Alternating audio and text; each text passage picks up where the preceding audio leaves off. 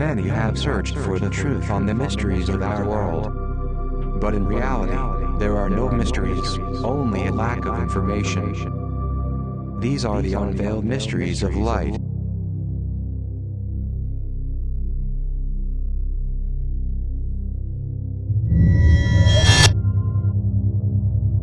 I am the higher self, or Thetan as you also call it, of Roger Penrose, and I have come to clarify some of the mistakes that my incarnated part made. In the physical plane I had a special student who became more famous than his teacher in the long run. I am talking about Stephen Hawking. My incarnated part was lucubrating through mathematical calculations that showed that in infinite mass and in zero space, a tremendous singularity is created, and it is where the Big Bang begins. Einstein once said, "God doesn't play with dice," which means that the world is not a product of chance. In a given moment, my incarnated part, who didn't agree with that sentence, discovered through quantum physics that with an infinite mass and zero space we were no longer dealing ourselves with the traditional physics, but with quantum physics. And in this quantum physics there is a law called law of uncertainty, and inside of it anything can arise or show up. Then, my physical part reached the conclusion that the universe was chance.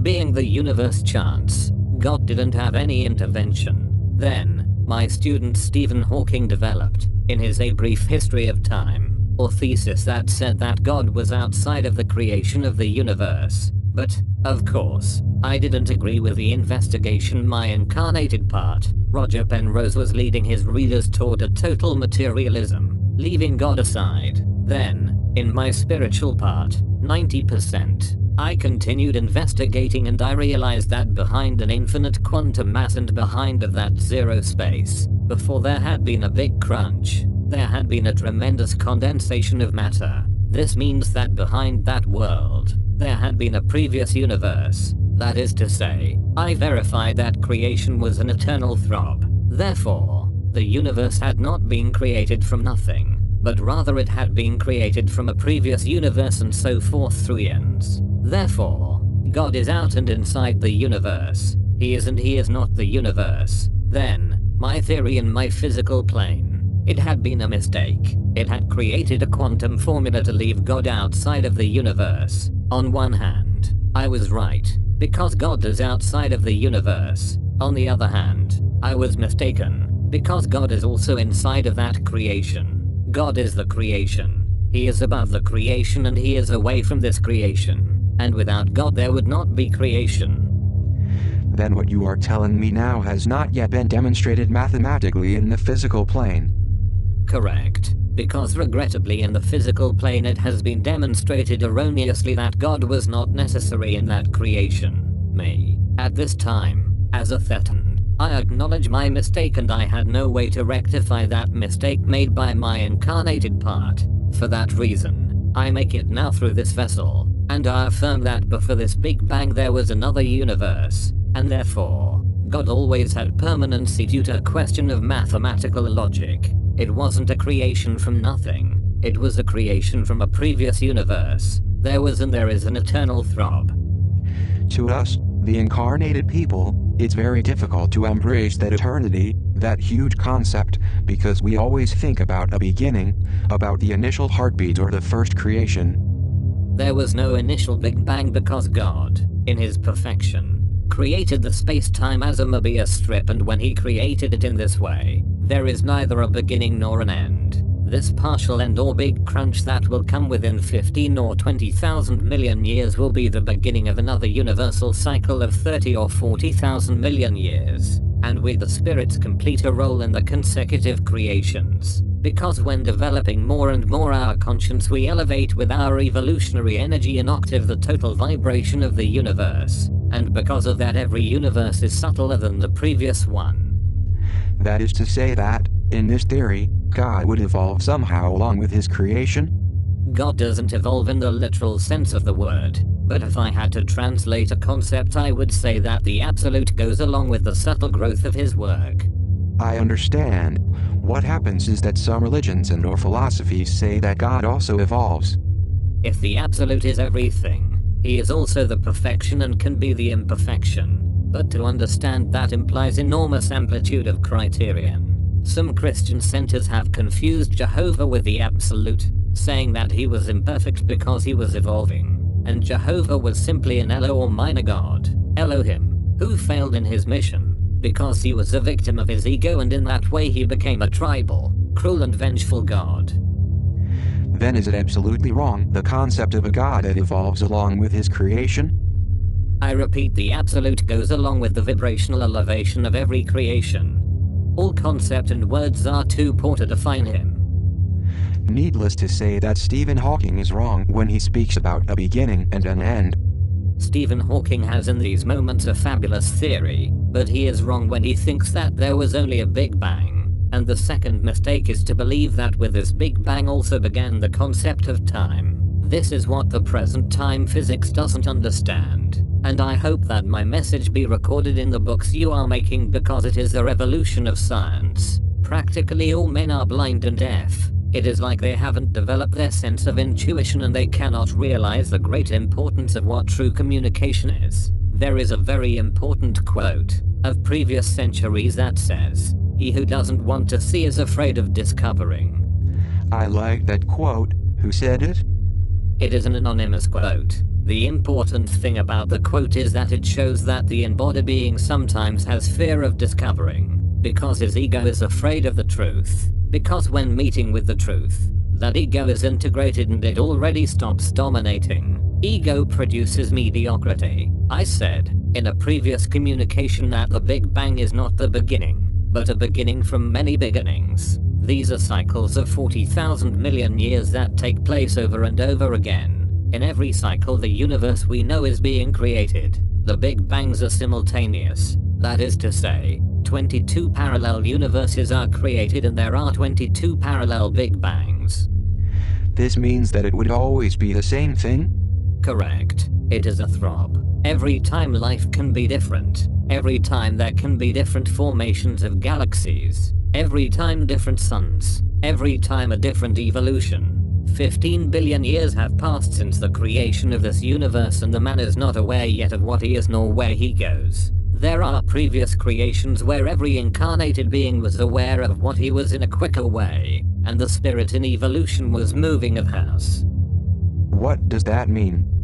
I will give an example, especially for nuclear physicists. Let us suppose that in that previous creation there had been planets with intelligent life and the stars of first generation.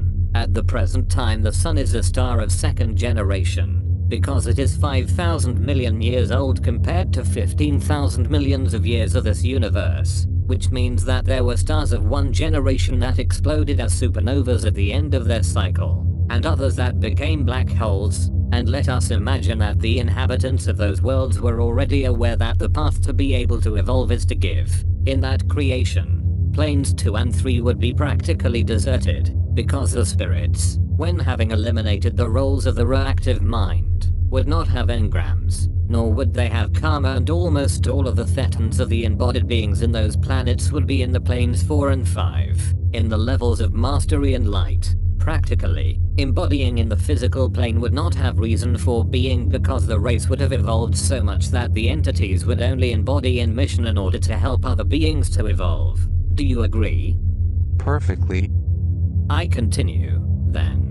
But what happens if that sun of one generation reaches the end of its cycle and explodes as a supernova? Practically that world with its evolved beings would stop existing. What would happen then with all those spirits? Automatically, those spirits in evolution would embody in closer planets of other solar systems to help their inhabitants to find their path to light. That is precisely what happened here on Earth. There were evolved spirits that came from other worlds already disappeared, and those were called prophets. How did nobody perceive it? Isn't it maybe that now I am saying it, you wonder, how didn't I realize it before? It is true, it is this way. Does that mean that the prophets don't belong to terrestrial evolution? Mostly not. That's why the Masters of Light have such big discernment. It is due to their vast experience. Is that your case? Yes, I embodied in an opportunity in the Pleiades system, but I have to clarify something. At the present time Pleiades are stars in formation and they don't have planets.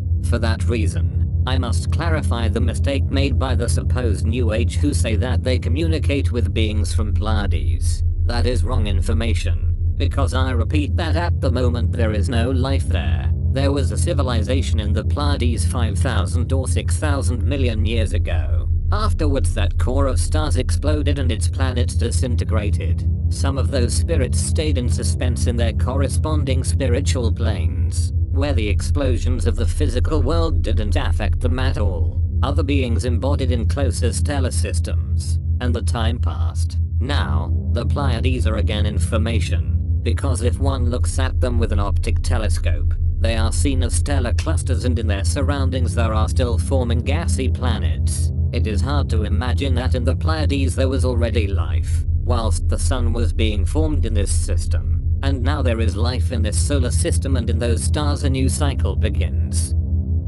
I want to take advantage of your presence to ask you about string theory. Is it a new theory? No, the string theory is not a new theory, because it was developed practically during the decade of the 60s. In this theory, which is similar to the vortex theory, the quarks are fundamental particles, but they are consequences of the vortex vibration, becoming this to also be fundamental. A vortex, in a certain way, corresponds to an infinite number of elementary particles, because in each one of them has the ability to vibrate in multiple ways. It is the different tone of vibrations, the determinant, that suggests the properties of the elementary particles. According to physicists, this theory is the natural simplification or the improvement of our classic theory of particles. The string theory says that every string vibrates in a way, and each vibration forms a certain elementary particle, like a quark, a lepton, a photon, etc. And there would be in this way an infinite number of particles. Besides, the theory of dimensions cannot be left aside. How many dimensions are there in fact? There are 11. There are 7 dimensions folded in the string and 4 deployed dimensions, which are the 3 current dimensions in time, which is the 4th dimension. Do these dimensions have something to do with parallel universes? No, they have nothing to do with parallel universes, which are 22. They are completely different things. Although there are people who believe that the mathematical dimensions are inhabited, and that is another absurdity. I thank you for your explanations. I will try to give that knowledge immediately.